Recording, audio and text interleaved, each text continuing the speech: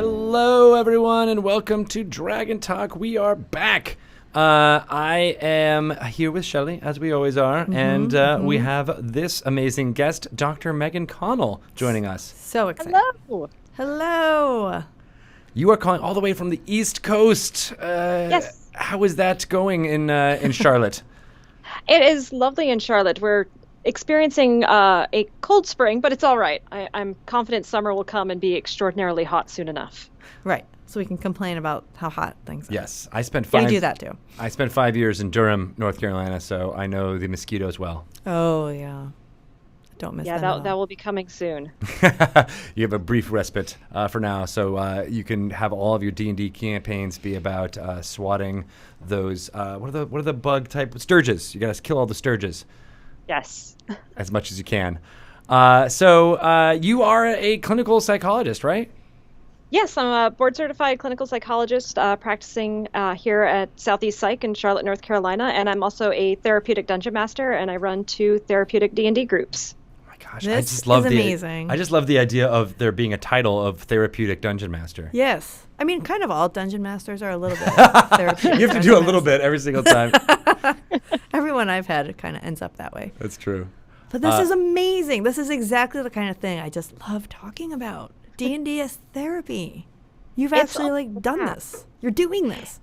Yeah, I have the 2 groups. We've been doing it for just over a year now. I've got one group that's a social skills group that was actually inspired by Dr. B, who I know you guys have had on the podcast before. And then I think I have the only one of its kind. It's an all-girls group where we're focused on learning empowerment and leadership through playing D&D. That's really Which cool. is amazing. How did well? So you said Dr. B might have been the inspiration, but how did the girls groups start? What was the inspiration behind that? Part of it was I just didn't feel like there were enough girls gaming, and a lot of girls kind of had this idea of like, oh, D&D is kind of a boys thing, and play pretend is such a girls thing. Like if you think about little girls growing up, it's playing house and doing all these different scenarios and imagination play, and that's exactly what D&D is, just with a little bit of structure. And so I wanted to bring more girls to the table and get them playing and hopefully start getting them dungeon mastering soon. Oh, that's awesome. Yeah. I've got several who are actually interested in stepping behind the screen, so I'm Really? really looking forward to that. Yeah. So how old are these girls? The group is advertised for 13 to 18, but we actually just had an 11-year-old join our group, but she's like right in there with everybody else in the midst of things. So Were they new to D&D when they started? most of them are. A few of them have had a little bit of experience, but for the most part, they're all brand new to playing. And so we're doing a campaign all together, and we're doing a Rise to Tiamat type campaign where they are trying to prevent Tiamat from rising, but I'm not following the module at all. It's just sort of whatever comes up, and we're throwing that stuff at them. So when they opted into this group, did they know what the intention of this group was? Or is that kind of like behind the scenes? Oh, no. I'm very upfront about it, that it's to, I tell them I've got 2 big goals with the group. One is to teach them how to play D&D, because I want more girls to play, but also I want them to feel empowered. I want, by the time they finish at my table, I want them to be able to go to any game store, and if someone's trying to railroad over them and say, no, you don't know how to play, for them to be able to go, no, I know how to play, leave it. Right. It's my turn. I'm going to do what I want. Don't need your advice. You roll the dice the way I want to roll, do all that. Wow. So it's only been for a year, you said? So the girls group, we started that. Yeah, we've been doing that we're coming up on our year anniversary of that. And it's been the same girls throughout? We've had a few mixes, a few changes up, but we've had one group of girls that have been consistent right now, I think since September. That's amazing. That have been coming. And what I do with that group is they start at level 2, and then they progress through, and anybody who either changes a character or joins the group starts at level 2. So we actually have a very wide range of levels at this point. I think the highest level is level 6, and then we've got our level 2s just went up to 3. Oh, so. wow. How do you manage the different kind of power levels? Is it a map into the game of being like, oh, these people have more experience, so they can teach the younger or the newbies into the group? Yeah, I have the girls who've been playing longer definitely mentor the younger girls, and then there's just also just a lot of just kind of natural play. I don't worry too much about having to balance the encounters. I figure I throw enough stuff at them. I tend to overpower things, and then if it's looking like it's too bad of a fight, then I'll, decrease it as we go. But for the most part, it hasn't been a problem having people be different levels. So it worked really well. So that was actually something that was inspired by another one of the podcasts you guys did, where I'm forgetting the gentleman's name, but he's been running a campaign for over 30 years. Oh, yes. Robert was his first name. I'm blanking on his last name. But yeah, the 34 year, which is probably up to like 35, 36 years now since we spoke to him. Yeah. But he was talking about how he'll have level 1 through 20 in a group, and it works well. So I thought, well, I guess we can try that and see if it's working, and it's working really well. Which is kind of like how it would be if D&D were real. Like, I mean, like, you wouldn't all probably be the same level. Right. There was this idea in like OD&D that you would have, the main group or the tight-knit group of heroes would be higher level, and then there'd be lower level along with everybody and learning and mentoring up along that side. Yeah. And that kind of is shifted away from that when there's less henchmen or henchwomen or hench people now. It's fun to have that relationship back into it. It's kind of like a Samwise Gamgee, Frodo Baggins type thing.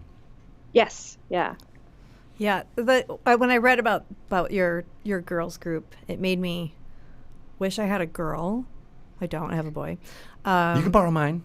I want to take Greg's girls. I want to fly them all the way to Charlotte. I want them to be. I think this is just such a cool idea, and it's just using D&D to help with the empowerment, of course, but also it's important for girls to learn at an early age to look out for each other, that girls should be, protective of one another. When you get to a certain age, it's easy for girls to start getting really competitive with one another. Yeah. For unnecessarily. Like we really need to like band together. So how do you, this is going to be a divergence here. How do you justify that with your fandom of The Bachelorette? I feel like I'm supporting them by watching them. Okay, all right, yeah, I can see that. A lot of them do look out for each other in the house. I guess they that's true. share bottles of Chardonnay together. They share. That's true. I guess there boyfriend. are. That's all they share. I don't know. Chardonnay. Maybe Dr. Megan can answer that question. I think you need some therapy. It's interesting you bring that up, though, because I did a parent feedback session with some of the parents, and one of them who came in was talking about how he has watched his daughter with her friends from school and then her friends from D&D, and he said that friends from school, there's always this underlining meanness when they talk to one another. It's competitiveness. They do these backhanded compliments, and he said whenever she's around her D&D friends, it's just supportive, it's just fun. See, lift each other up. And it is true. When I dropped my son off at preschool, these are 4-year-olds, and you can already see it. There was one girl, she didn't want to do the thing the other girl wanted her to do, and the look that other one shot her, like, it was just like, you're going to do this thing. And I was like, let's go to the swings, Quinn. Let's move on. Let's get out of here. But it's true. Like, it does, it's a thing that, like, I don't know how it happens. I don't know why it happens, but. Oh, no, it happens a lot. And so that's why I've been trying to teach my girls so much about that they're, their sisters. I have a 4-year-old and a 6-year-old that, they get into fights like they always do about like one of them. And it's usually in the play pretend situations, one person wants the other to say something or act a certain way. And I'm constantly trying to tell them, like, you guys, you have to work together. You have to compromise. Yeah. You can give suggestions about how the other should play. But if you're dictating, that's no fun for the other person. And it's about finding a story together. Oh, that's where like doing the yes ands can be a really great tool of saying, I want to do this. Okay, yes and or yes, but this happens. Yeah, that's an old improv adage there, and that really helps. It does. It gets everything going at the table really well. So when you're, doing D&D as therapy for people, is it people that have, they come to you for help, or is it more of, I think this is just a good thing for all people to have? It's a little bit of mix of both. So some of them are clients of either myself or other providers at the practice, and we have a couple who are just coming for D&D. But we're focused on just, we're not necessarily diving into let's explore your anxiety or let's explore this particular issue that you're having. We're more exploring universal themes. We've been dealing with bullies. So because it is, Rise of Tiamat, we've got they're dealing with the different chromatic dragons and those different types of personalities. And so there's a very big bully that they're having to deal with and try to figure that person out and who are they really and what's going on. And they're targeting certain players too. And so the other players are learning how to stand up for each other and help each other out and bolster confidence. And then this past week, I tried something new that I think went really well, and it was awesome, is I had another provider come in and actually play a character who was basically had been enthralled by a dragon in human form and was stuck in this relationship where she was being isolated from her family and her friends, having to give up everything. And so the players were then challenged with getting her out of this bad relationship. And so it was a very real-life situation that therapist who did this with me, she actually specializes in the treatment of trauma and helping women who have been in abusive relationships. So she knew all of the stuff that gets people locked into that. And so at the end, they actually did talk her out of it. And, you know, of course, the boyfriend revealed himself to be a black dragon. And so now they get to fight it this week. But similar situations. D&D, where you can actually fight your demons and your abusers. Yes. Yeah, exactly. You get that where you don't get that in real life. But exactly. One of my favorite things was at the end of that game, a couple of the girls were stopping and going, I understand why she got pulled into this relationship, and I can kind of see what the warning signs were. And I think I can get how I could have gotten stuck into something like that too. And now I kind of know what to look for. That's amazing right there. That kind of, you mentioned earlier too that when you were with the bullies and they were facing different personalities, and it kind of also teaches them maybe a little bit of empathy, because they're seeing a bully for what they are. Like, there's something wrong with that person too. They wouldn't be doing the things they're doing if they were just happy-go-lucky person. There's something going on there too. So like recognizing those personality triggers or traits, that's another really good benefit, that they can kind of put themselves in those person's shoes too. Yeah, that's something that's wonderful about just tabletop role-playing games in general, is you can make your NPCs so dynamic, whereas they can have a interesting backstory and interesting story in computer games, but how you interact with them is obviously pre-programmed in.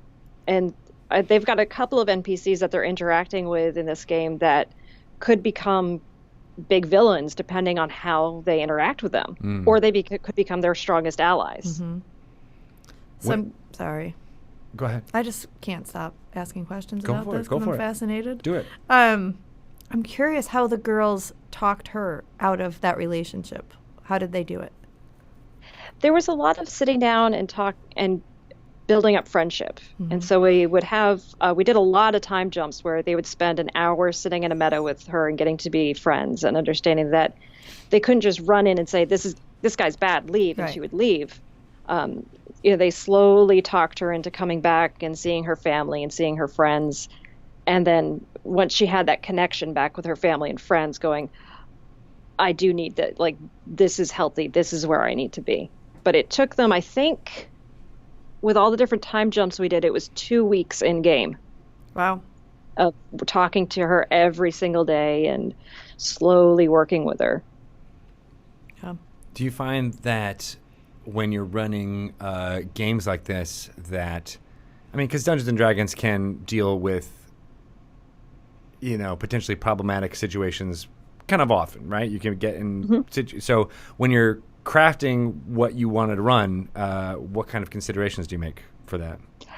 Well, the first thing I did was I let them know that we were going to be doing a topic that was going to potentially be difficult for them.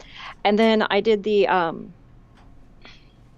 forgetting who created this style where you put an X on a card and you put X it in card, yeah. There's an X card, yeah. And so I had a few of those out and just said, if at any time if this gets to be too much, just point to that. We'll go away from it, and no questions asked. Did that ever happen in the sessions? Not in this scenario. Well, that's good. Yeah. When I'm just curious about what time, if times when that has happened. What's been, the situation. We haven't had anything really hot button come up yet.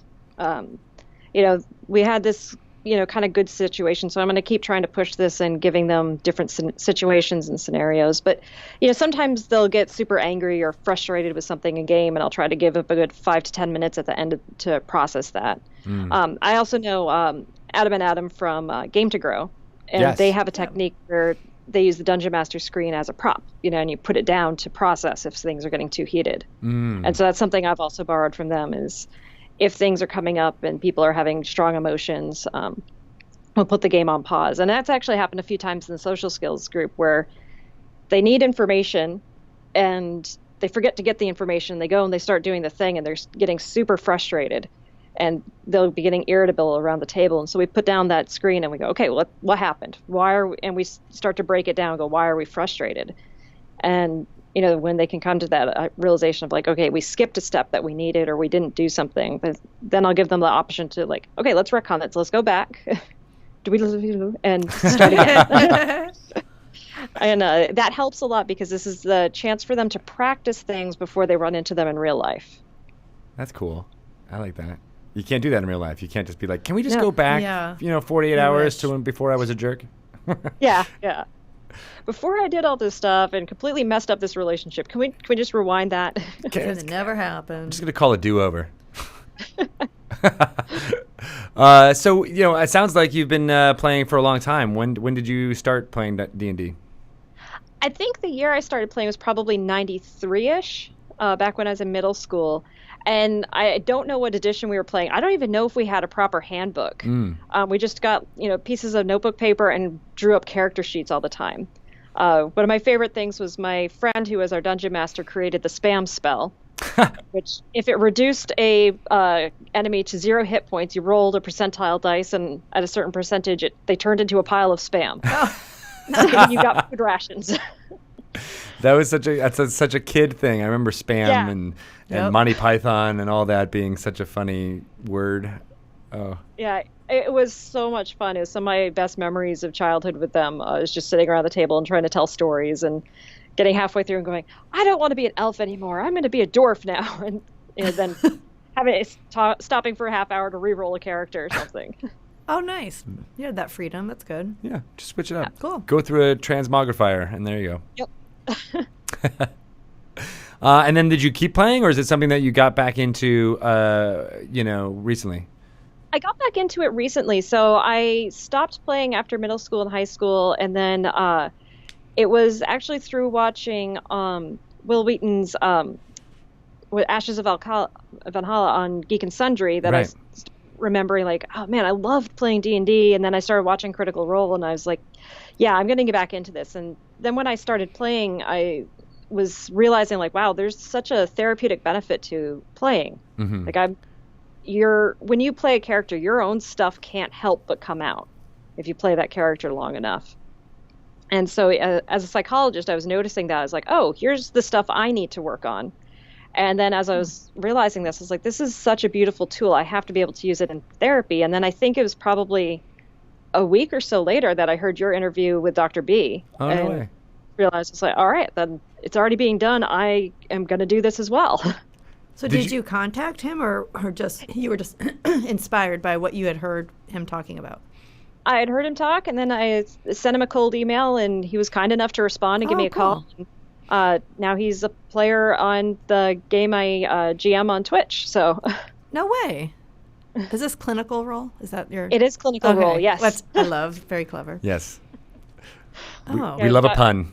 We do. Yes. Yeah, it's a lot of fun. I shared it with Matt Mercer actually, and he thought it was hilarious too. So that is great. So that's basically it's our fault that you got back in the D&D. All right, good. Yeah, I totally blame you guys and say thank you. Done. Nice, I'll take it. Because it was fascinating hearing Dr. B, and then we spoke to the Adams from Wheelhouse and Game to Grow. It seems like there's now this like network of psychologists who are using. I mean, because role play has always been a part of psychology, right? In some ways. Yeah, drama therapy has been popular. Oh gosh, I think 70s is when that really started taking off. The hard part with drama therapy, I think, has always been getting a group to work together for long enough on a specific story or something like that. And D&D with a framework of telling a story arc really I think brings a new dynamic to that is fascinating and very, very helpful. So it's a great way for therapy. And even though it's a game, it seems easier to convince a group of adults to do this ongoing story, rather than being like, okay, guys, we're going to create a play together, or we're going to create a some kind of a fictional universe that doesn't have anything bearing on anything, right? But having D&D as the framework, I didn't even really consider how that might be an easier sell. Yeah, I think it's a much easier sell. It's it doesn't sound necessarily like therapy to somebody, and again, you can't help but run into your own stuff as you do this. Yeah. So it's a great way to get people to start noticing the things they need to work on and to start understanding things about themselves. Even in the game I play, one of my friends recently figured out, like, they're kind of a natural leader. They didn't think that was the role, but over the last couple of games and stuff, they're kind of looking and they're going, I seem to like the leadership thing. I never would have thought that about myself. So. Oh, interesting. Yeah. I had a dungeon master who we played with for 3 or 4 years. It was one of my longest running campaigns, and I was playing a half elf, and when you're just coming up with background details, it was my father was an elf who left, and my mother was this human of ill repute in a town. But she's also gone. Like, she wasn't part of the picture, right? And I just kind of created that backstory pretty quickly. Didn't think much about it. But he was able to, over time, like, I met those characters who came back, and I think even at one point he turned to me and was like, "Oh, dude, you got a lot of issues that we're working on right now." And I was like, "Oh, I didn't even really think about it on my own, relationship with my parents and things like that." But then I started to, and it was, a bit eye-opening. I don't think I definitely found anything or did anything, because he was a pothead from New York, so it wasn't like he was a clinical psychologist or anything. That might have helped things, but it is fascinating how you're right. You just end up bringing in parts of your own personality that you don't even realize are important or bothering you even. Yeah, in a way, like, you end up being very vulnerable as a player, because your stuff can't help but come out, and so your dungeon master is going to see that. But also, as a dungeon master, like, in a lot of ways, you're extraordinarily vulnerable, because you're building the whole world, all of the NPCs. And so your players are going to see your stuff and how you have your NPCs interact with the world. Yeah. Yeah. When I was talking to Ruben Bressler, when Shelley couldn't make it, I had to talk to him all by myself. Sorry. But he was a stand-up comedian. It's one of his many things that he does, and I was too. And so we were talking about how dungeon mastering is very, very similar in that regard, in that it is very much you on display the entire time, and people have to understand your stories and understand what you're doing. And if that doesn't get communicated in the right way, it can very quickly be an unfun,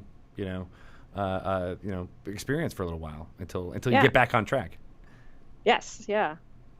So what advice could you give to dungeon masters who are listening? Not necessarily to delve into issues or anything, but like how what's ways that people can help to read the room, that kind of thing.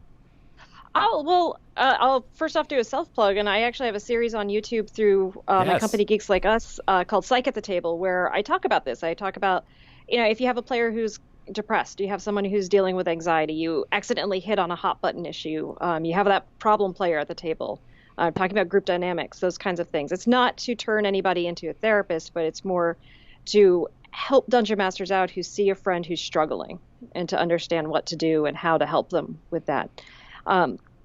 And if anybody's watched my series, they know the thing I champion over and over again is just talk to your players. If somebody's having a problem or you're confused about what's going on, just sitting down and having that conversation, it's like we want to be able to figure it out without talking to them. It seems to be a very kind of human thing, but really you're not going to know anything until you actually sit down and go, okay, dude, what was that happened just now?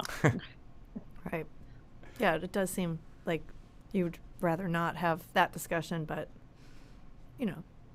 that's good. It's clearly good advice. Communication is always good, not just in Dungeons and Dragons, in all relationships yes, too. I know. I was thinking that when you were talking. Like, that sounds like good advice anyone could use. Yeah, How do you help a friend? It's like you want to get better at something, practice. Yeah. And you want to figure out what's going on with somebody, talk to them. So have you, what was the response like when you said, I'm going to use D&D as therapy, like from parents or from your peers or? I work in an amazing practice. I'm at Southeast Psych. We're in Charlotte, and we also have an office up in Nashville. And one of the things that Southeast Psych is all about is innovation, doing things that are new and exciting. So we do, you know, they're very, very supportive. When I said I want to do D&D as therapy, here's how I want to do it. They were on board and completely supportive and helped make it happen. So that was awesome.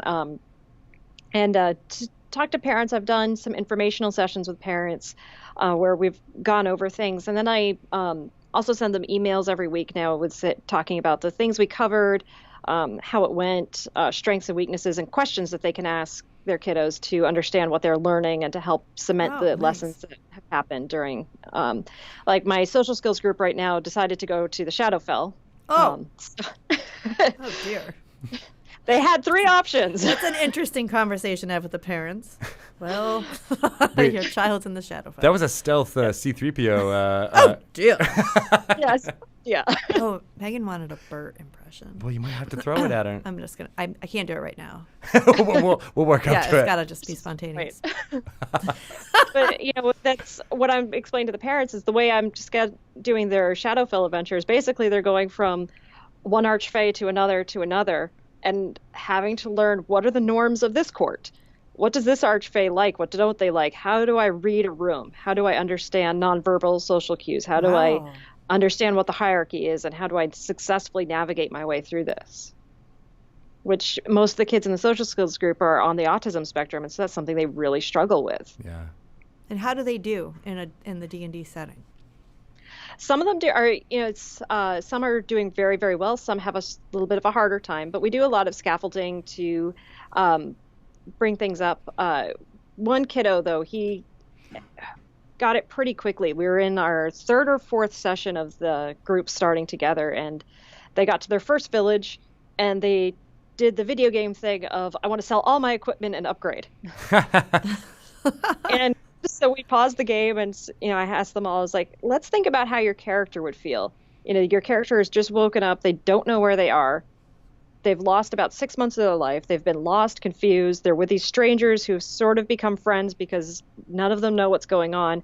How would they feel? How would they react walking into this village? And I saw this one kid in the back go, oh, I need to do what my character would want to do, not what I would want to do. Oh. Yes, exactly. He goes, my character would be completely freaked out and go hang out in the inn and just try to find some bit of normalcy in the world. Wow. You learned something. Yes. Yeah. And in that group, no metagaming has kind of become the mantra that they'll do. Is they'll be like, okay, I know what this monster is, but my character doesn't, so I can't. And they're actually getting very good at checking each other on that. That's and fun. working together. So, and when they're seeing that somebody's struggling, they are very good to step up and help, and go, okay, wait, you're not understanding. Here's how I think this is supposed to go, and things like that. So it's wonderful to see. That is pretty cool. And so you want to do a class also that teaches people how to be dungeon masters? I would love to. Yeah, my thought is to do some sort of summer camp or something, or this summer to do, just teach Dungeon Mastering 101. Here's how, you have a session 0. Here's things to look for with building a group. Some things to remember: encounter building, world building. And also I'd like to maybe include how to get it started at your school. So doing clubs and things at schools. Yeah, that would be awesome. Yeah, we keep hearing more about teachers who are using some of the techniques that you're talking about to get across not just social norms and things like that, but then, actual history and, English literature stories as well as math and sciences. It's super fascinating to me. Oh, yeah. And just the basic math with rolling dice. Yeah. Is so much fun. And that's a practice. It's a practice thing, right? So, yeah, if you just do it more and more, you get a little bit better at it each time. Yeah, and you can see some of the kids who struggled with math early on in the games. They still might struggle a little bit because we have more dice now because they've gotten to higher levels, but they're getting so much faster with going, okay, I rolled a 15, it's a +3, so 18. And, looking, okay, it hits, and then knowing what dice to roll and all of that. So. Yeah. That's got to make you feel so good, though, like just seeing where they started off and then watching them progress like that. Most definitely. And I love seeing some of the kids step into leadership roles. One of the interesting things I've noticed in the girls group especially is the role of leader is kind of going around the table. Oh, interesting. It's not been a conscious thing, or it's just for a few games one of the girls will be acting as leader, then for the next few ones another one will step into that role. That's neat. Kind of like sharing the spotlight a little bit. Like Yeah, D&D. yeah.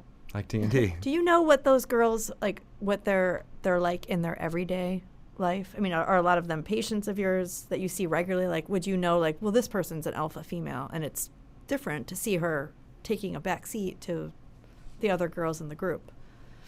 Yeah, some of them, it's interesting to see, like, I think in the girls group, they're all playing characters that are very close to how they want to be in the world, or who they see themselves as. Okay.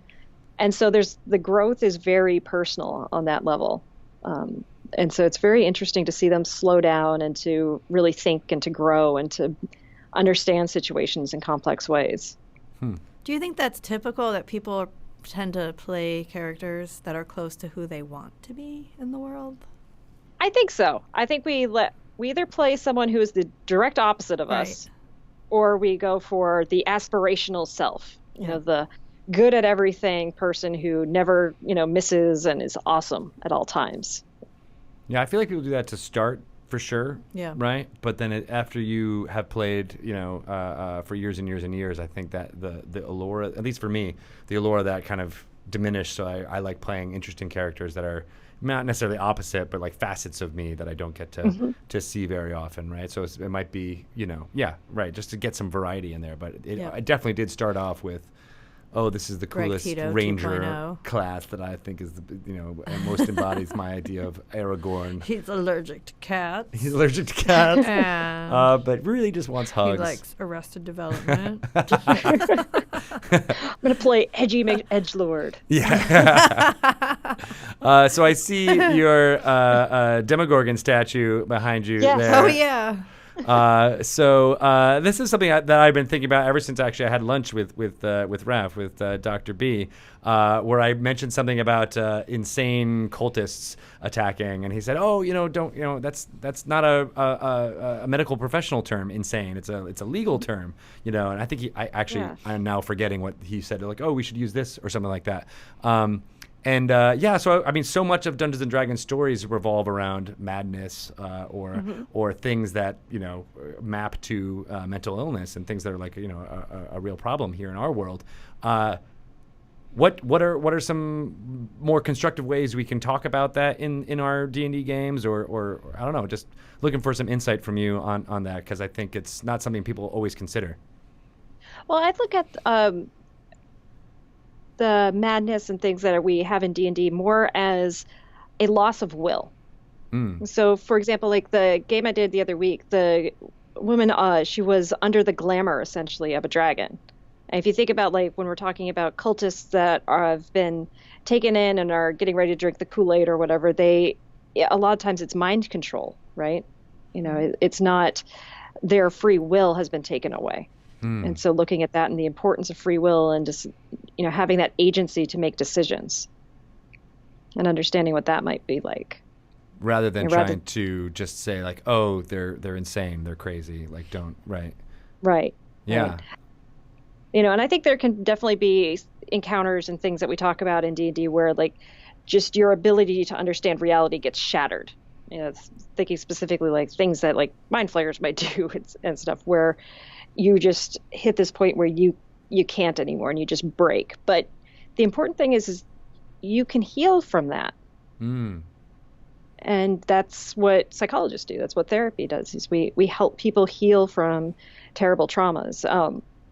One of my wish list groups that I want to start is a PTSD group, where we use D&D to work through, those times where you feel stuck.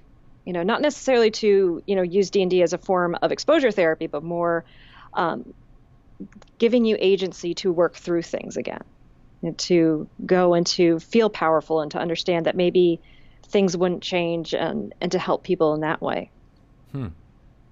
I really like the focusing on the idea of agency too, like as you're saying, like the more I'm thinking about that, it's like, those cultists or things that you end up fighting, they're not they didn't make that choice necessarily. Yeah.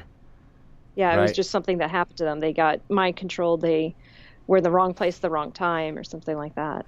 Do you think that would? empathy? Yeah. Well, maybe I'm getting too far in the weeds here, but I feel like that could also lead to, if you have a player who's playing, a completely lawful, good, altruistic character, your entire campaign can suddenly be about healing these people rather than, taking them out and getting to the big bad, big bad guy or big bad girl at the end, right? Like you want, so I guess it depends on what kind of game you want to run. If the game is about exploring these ideas and making these things, able to be healed or changed or finding some redemption for these mooks in any other campaign who just be like swept aside and like, oh, that was that encounter, Right.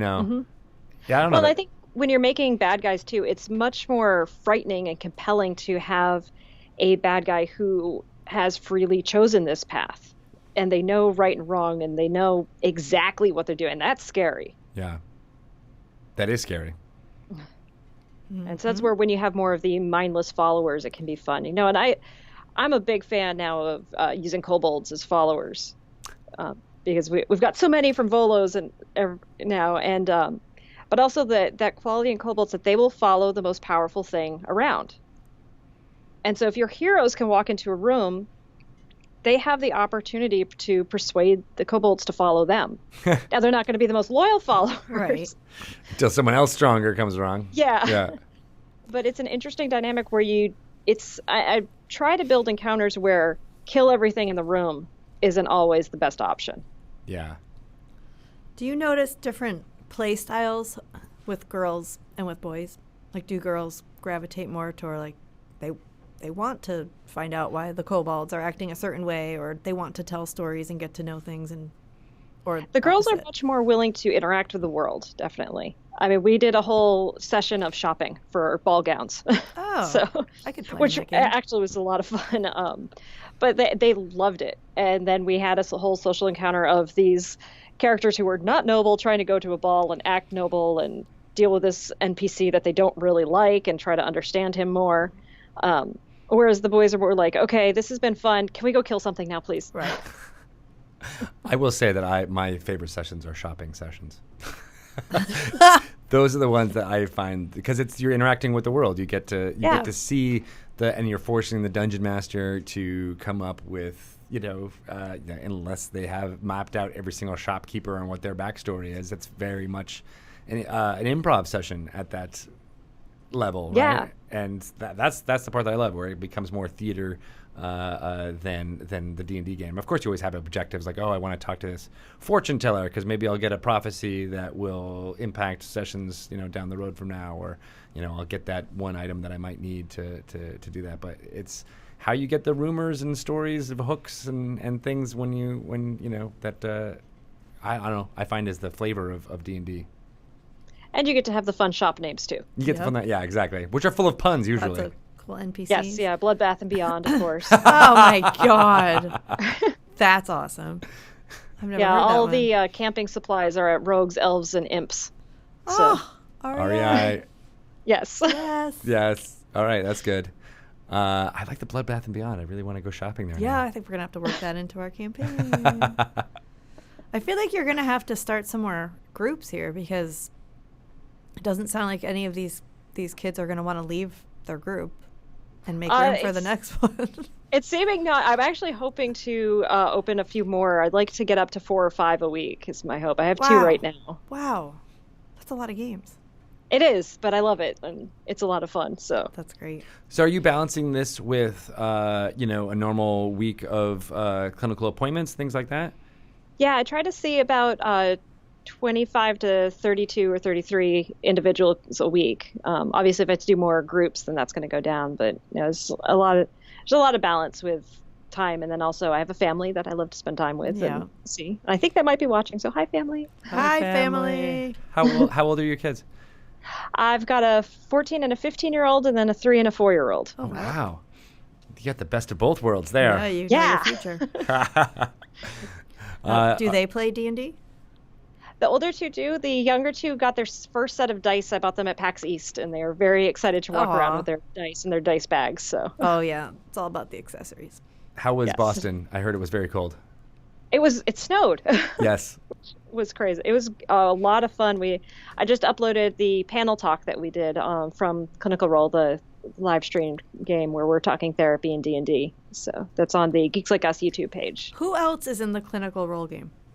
So we have Dr. B, the Adams, then my colleague, Dr. Ryan Kelly is a player, and then Dr. Janina Scarlett, who wrote Superhero Therapy, Harry Potter Therapy, and I believe Hero's Quest is her newest book. Wow, that's awesome. And then we have a revolving guest spot where we've had one guest, and I think this next game will likely be his last because we'll finish up the arc that he's part of, and then I've got a queue of I think 4 other people that want to play. So it's a lot of fun. My hope with Clinical Role is to make it a time for all of the therapists who use D&D to have a chance to come and play together. Yeah. That was why I started the game initially. Was I just messaged Dr. B, the Adams, and a few other people and said, "Hey, we're therapists. So that means we're terrible at self-care. Right. Helping everybody else out, but we're terrible at playing for ourselves. So let's play together. Let's meet once or twice a month and roll dice and tell a story." And so they all agreed, and then we decided we would stream it, and so that's how that all came to be.